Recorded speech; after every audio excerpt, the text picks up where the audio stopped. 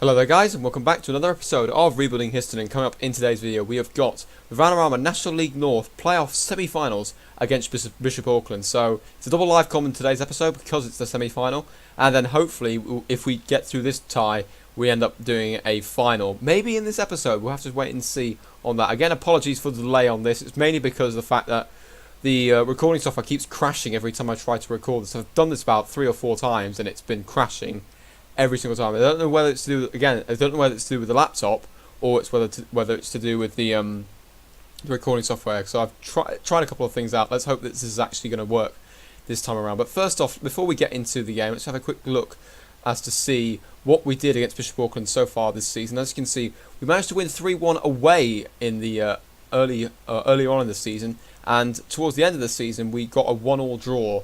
And as you can see, they actually got a player sent off in that game. And that player, Luke Joyce, is actually out for the rest of the season because of the fact that he picked up quite too many suspensions. He was banned for 4 matches, so he's out. He was out for the final game of the season, and he's out for the subsequent possibly three games that Bishop Auckland will have to play in if they get to the playoff final. So his season's over and done with. That doesn't mean Bishop Auckland are any pushovers at all. They've got some really good players on their team. As we have a quick look at the squad, Joe Anion is a former Football League goalkeeper, from what I recall.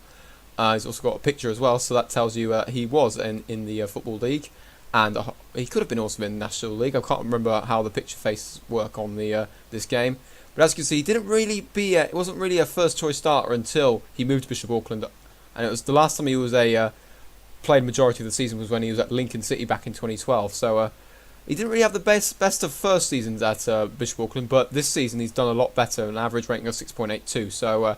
That's pretty good, and also 13 clean sheets right there. But also, it's not just the goalkeeper side of things. On the offensive side of the ball, this team is pretty good. As you can see, James Dover, 30 goals, 12 assists. Let's have a quick look at where he came from. He came from Manchester City's youth academy. Didn't play a single first-team game for the club, but picked up 16 goals last season in 38 starts with an average rating of 6.73. But this season, he's picked up 25 in 32 with 12 assists, 7 player of the matches, and an average rating of 7.47. So something has clicked or something like that, which has allowed him to generate a few more goals and also more assists. Maybe it's that strike partnership that he's currently got alongside Basala Sambu, who I think was he was an Everton youth player when he was signed, or he signed by Everton for £750,000, but didn't make a single first-team appearance for the Toffees. But then got released at the end of last season, and then was signed by Bishop Auckland this season. Picked up 14 goals in 27 appearances, 3 assists, and an average rating of 7.03. So again, he's another player we need to watch out for on that side of the ball. They've also got a Finnish player, Ville Malainen, who's on loan. He's on loan from Bradford City. He's played the last 2 seasons at Bishop Auckland. First season didn't go too well. 37 appearances, 1 goal, 3 assists. This time around, 2 goals, 10 assists, average rating of 6.91. So it's slightly better performance from him, but looks like Bradford City might actually let him go towards the end of the season. I'm not sure what his contract is. He's on the contract lasts until the end of 2021. So Bradford City may end up letting him go, but you never know. He might get back into the team if he's continuing to impress at this level, or if Bradford don't think he's going to be any good at the higher levels, he might get released and someone else will pick him up. So he's another guy we need to watch out for. Is there anybody else I think I've recognised from the team? Jake Barrett, who is wanted by SC Halifax, he might have had a good season. Yeah, 7.16 on the centre-back pairing, in the centre-back role there, and a 6.97 for his centre-back partner, Nathan Sheron. So it's a tough nut to crack overall in terms of the team Bishop Auckland have got. But the fact that is we haven't managed to lose against them so far in the save. I've probably cursed myself because of that. As you can see, we've played them 3 times. We've won twice and drawn against them. I think I remember now, we actually beat them in the FA Cup a couple of seasons ago when they were on a little bit of a tear up the divisions earlier on in the save. But we managed to pick up a win and a draw in the last 2 times we played against them. If we do that in this over the 2 legs, well, that means we will be in the playoff final, which will be absolutely fantastic. And I think it's a trip to Wembley as well, which we were unable to do in the FA Trophy. But let's see if we can do it through the league this time. So here's the team that we're going to go for today. Ryan Schofield is in goal. Taylor McKenzie is in at right back because Steve Goddard has been really poor in terms of his recent performances. So I'm going to give Taylor McKenzie the nod at right back with Lovell and Thomas in the centre back pairing partnership. Hoping Thomas improves his average rating of 6.56 over the past 5 games. Gregory's at left back with Kuyar and Davidson in the midfield. Davidson is back from suspension. Davidson is back, which is fantastic. I think he was suspended out of the last game. I can't remember off the top of my head because it's been a while since I've touched the game. Sam, Joel and Justin Mayer on the wings with Cregan and Mbunga up front because of the fact that both of those guys managed to score in the last game. I was going to make one final change, I think, on the bench, and that's Adrian Morph to come on for George Burns. And I am pretty much happy with that team. So let's get into the match. Focusing on defensive positioning for our final home game of the season. Yeah, it is our final home game of the season because we won't get a match at home if we do end up in the playoff final. I think we go, as I mentioned before, we go to Wembley.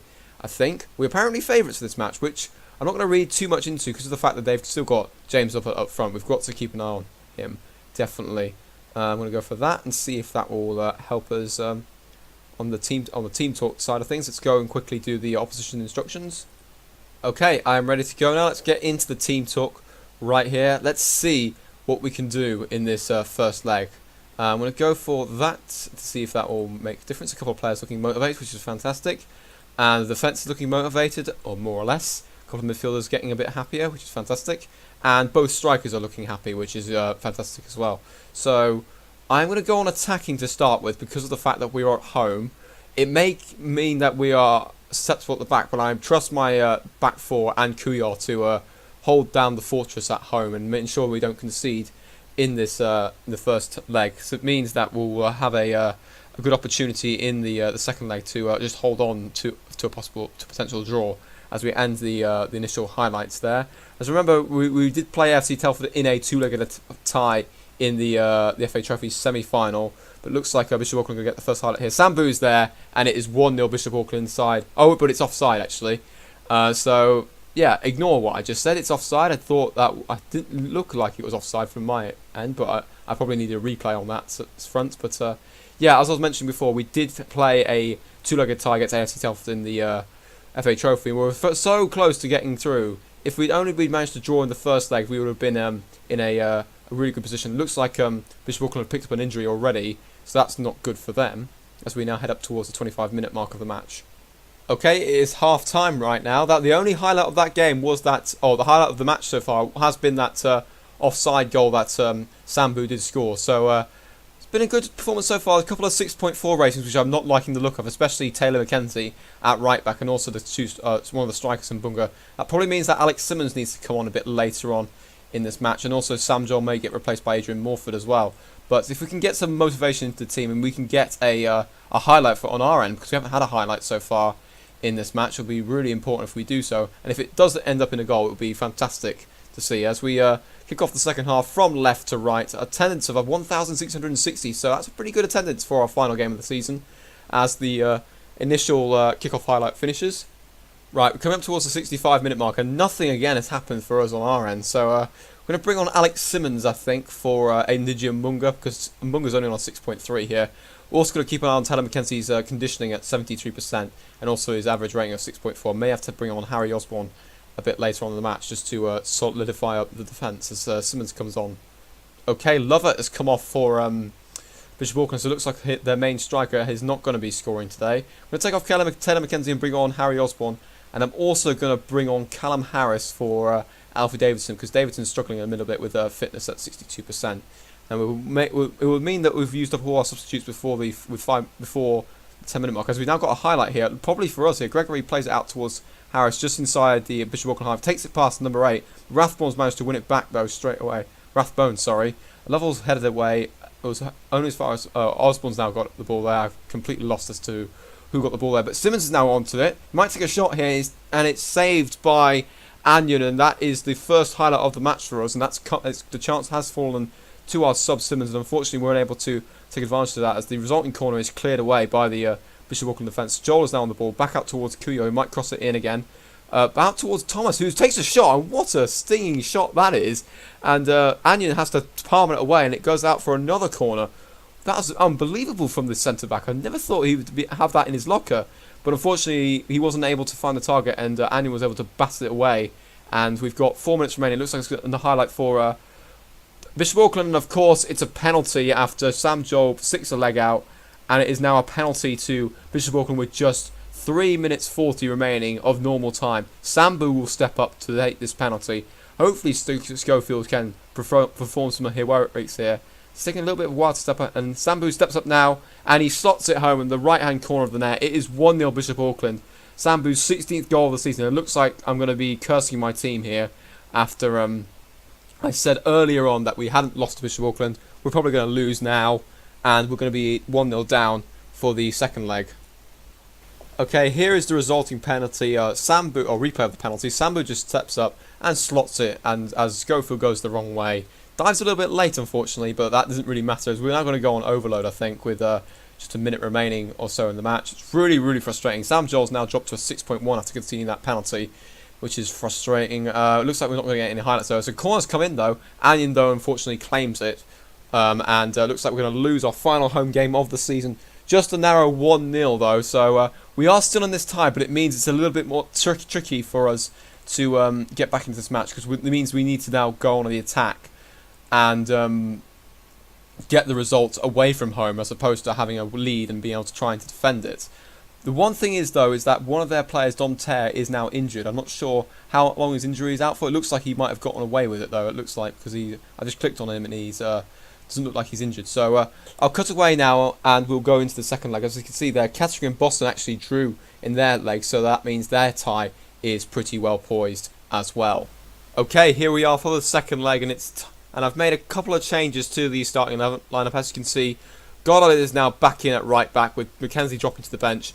I've also bringing in Morford and Simmons, who come off the bench to start at the expense of Joel and Mbunga. So let's see if those changes can ensure that we can come back into this tie.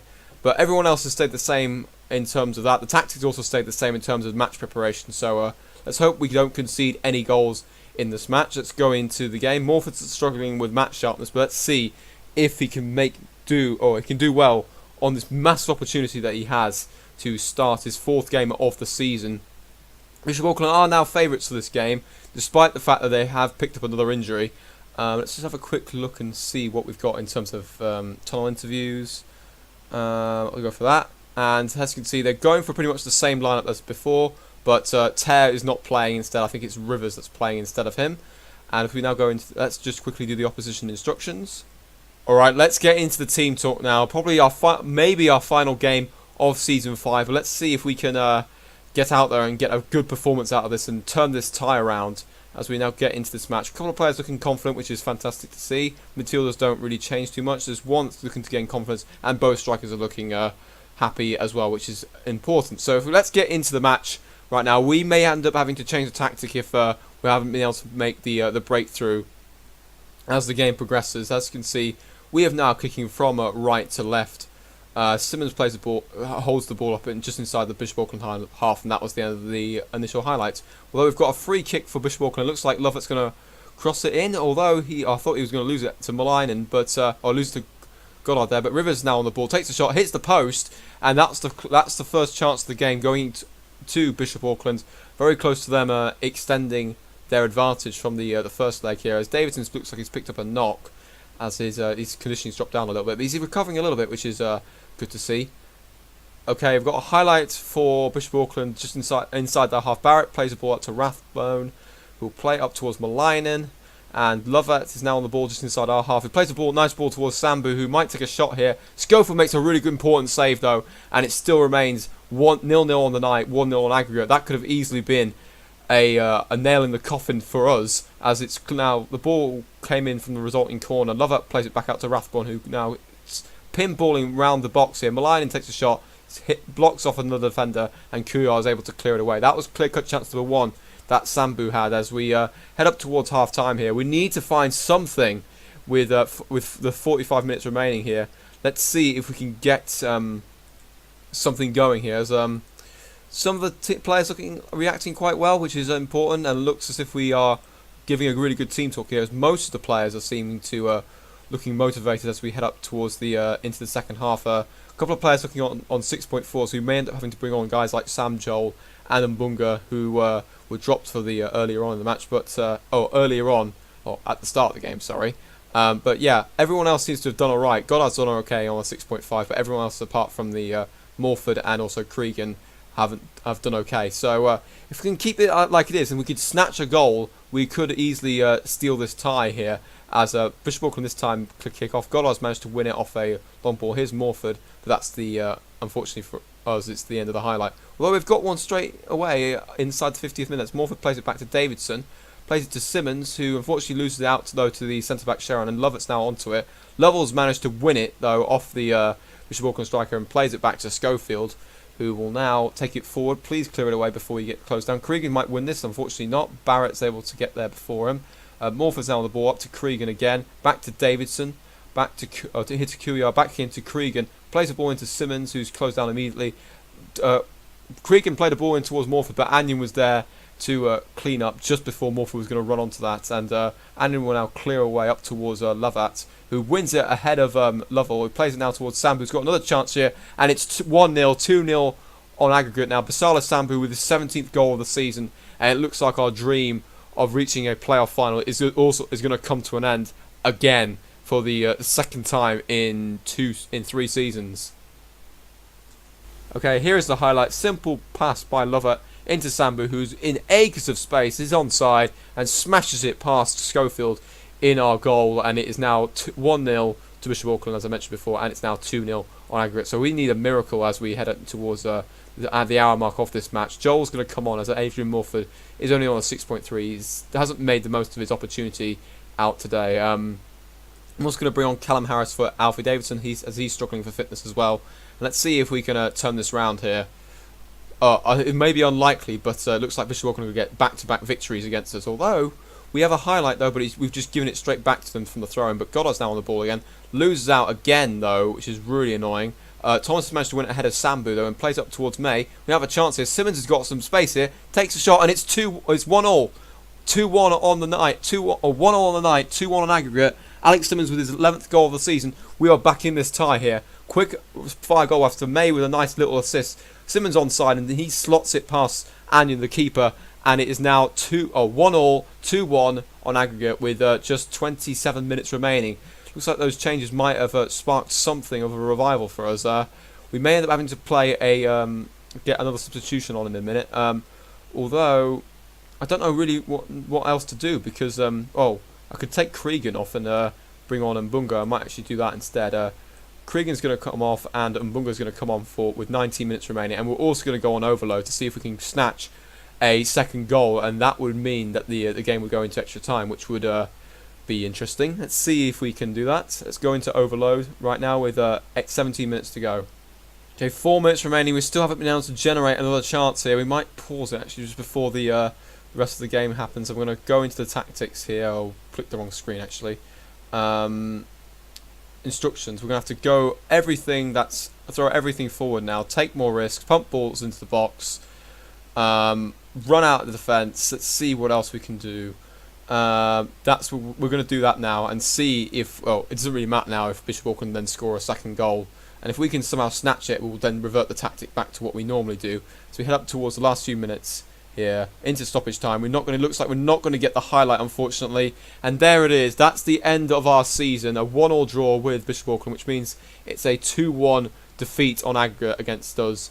It looks that's really, really unfortunate to have lost that. So it looks like we're going to have to spend another season in the Vanarama North, but we have to, the 6th tier. We may end up getting moved around if depending on who comes up and who comes down. But to become so close to the getting promoted is really, really disappointing. But as you can see there, Boston actually lost their game against Kettering, so it's a Bishop Auckland versus Kettering final to determine who will be joining Salford in the Vanarama National. So that'll be interesting to see out of those two teams who's going to go up into the next division. But unfortunately for us, we were unable to be one of those teams to be challenging for that lucrative Vanarama National place, which would be Histon's. That's the highest tier that Histon have ever been in, and so unfortunately we weren't able to achieve that just yet. We're going to have to go for another seat, go again, and hopefully this time try and get a bit further or deeper into the playoffs, win them, or even actually get a win outright. But that's the end of our season, unfortunately, and we are out. So we're just going to have to go back to the drawing board, make a couple of changes in terms of the squad, because I think a couple of players will be asking for quite a little bit of money, and we may not be able to get back the two loan players that we've got in Lovell and Gregory. It just depends on the how much those teams ask for, or if those players get released. But we'll have to wait and see on that. In terms of overall, let's look at the stats here. Sam Joel made the most appearances this season with 53. Justin May in second with 49. Lovell with 45. Gregory and Goddard on 42, with Davidson the last player to have played or appeared. Starting 40 games. Sorry, these are all starting positions rather than overall games, because I think Mbunga actually has played in the most games, because that's 53. Although actually no, Sam Joel still got 55, so he's actually still level. I can't do maths for some reason. But yeah, Sam Joel's got the most first team appearances, and then it's May, Lovell, Gregory, Goddard, and then Davidson, who are above the 40 mark. Goals, we've got Mugger on 21, Difford on 16, Simmons on 11, Joel on 8, Green on 7, but I think that's 7 including his loan spell. 5 for Cregan on his small loan spell he had with us. 4 for May, 4 for Harris, 2 for Lovell, and then the 1s for the rest of the team. So that did play. You regularly play in the starting 11, apart from Luke Doby probably. He got 1 goal, which was interesting. Burns also got a goal as well. And in assists, Sam Joel with 14, Justin May with 11, Gregory with 8, Bunga 7, Harris 7, Cregan on 6, and then we dropped down to 3s, etc. And then the highest average rating was Callum Harris with a 7.07 in 50 games that in total that he played.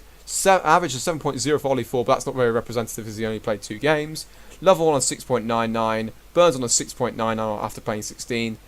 Tanner McKenzie on a 6.97, despite primarily being a reserve player. He did start 31 games, so that's a pretty good return for him. And Bunga on a 6.96, Difford on 6.93, didn't really play towards the second half of the season with our new partnership. Thomas did alright with a half a season and an average rating of 6.91. Davidson on 6.9, and then we're now into the 6.89 rating. But most of the players did pretty well, I think, in their overall. No one was really averaging poor. I didn't really have any poor average ratings, except for probably towards the bottom there with Joe Oslo and Andrew Robertson, although Robertson only played 1 game and he is a young player, so I was expecting that. But Adrian Morford got a 6.7, which was pretty good in his first full season with us. Let's see if he can improve that next season if he continues his development. So, unfortunately for us, that is the end of Season 5. And I'll be going away now and doing all the transfers and the player releases and player signings off camera. And then we'll start off again Season 6 with, Season 6 in the Vanarama North or Vanarama South, depending on what happens in terms of relegation/promotion. Let's have a quick gander to see if there's anything that's interesting that's happened in the higher divisions. If we have a quick look. And Man United looks like they're going to be winning the league. Unfortunately, my team Derby are going to get relegated, which is a shame, along with Fulham and possibly Hull, but there's a bit of a gap fight between them. I was seeing in the Championship that actually Peterborough are doing pretty well and were leading the way in Season 5. They've dropped back a little bit now, and they're currently sitting in 4th place, and looks like they're going to have to settle for the playoffs, whilst Burnley, who have been promoted, and Norwich look like they're going to get the second automatic spot, are going to get promoted as well. If we have a quick look at League 2 as well, because that's where Cambridge are. Ladbrokes League 2. So in League 2 we've got Rochdale in 9th and my other team, and also we've got Cambridge in 14th, so they're sticking around in League 2 a little bit. Wimbledon are back up into League 1 after a pretty dominant display in that division, as are Portsmouth and also Yeovil as well, with Northampton, Crawley, Exeter, Mansfield in the playoffs. Forest Green and Crewe have a horrendous season, only on 32 points. So they're going to be in the playing Salford City next season. And if we have a look at the division below in the Vanarama National League to see what teams we could be potentially playing next season, as they're currently in the playoffs at the moment, Malden and Tiptree have gone down, Woking have gone down, Eastleigh have gone down, and St Albans. So I think Eastleigh and St Albans will drop into Vanarama South. Maybe Woking as well. We'll have to wait and see on that front. And Malden and Tiptree, I'm not sure exactly where they are in terms of location, so I have to wait and see on that. AFC Fylde have won the league, which is interesting. They're going to be in League 2 next season. That's going to be a really good tie for them, because they formerly used to be semi-professional. I'm not sure if they're professional now in this save, but in real life they've just got promoted into the Vanarama National, so it's taken them 5 seasons or so, 5 or 6 seasons or so to get themselves into League 2 in this save, so that's good to see. Nathan Delfonso, a former Villa player, actually getting the top scorer and also as the key player for them. So yep, that's just a little overview as to see what's happened elsewhere. But we're going to have to go away from this season and try and improve the squad, see if we can mount a serious title challenge this time around, see if we can get into the Vanarama National League. Hopefully we should be able to get next season done before FM18 comes out, and if we can get into the Vanarama National League before then, and possibly into League 2 by the time FM18 comes out, that would be absolutely ideal. I'm also hoping to get a new computer coming soon, so hopefully these videos won't be there won't be issues with video save files being corrupted. So hope you guys enjoyed today's episode, despite the late upload, and also the fact that we didn't manage to make it further in the playoffs. But if you did enjoy the video, please leave a like, comment, subscribe, and I'll see you all for the start of Season 6. So until then, see you later.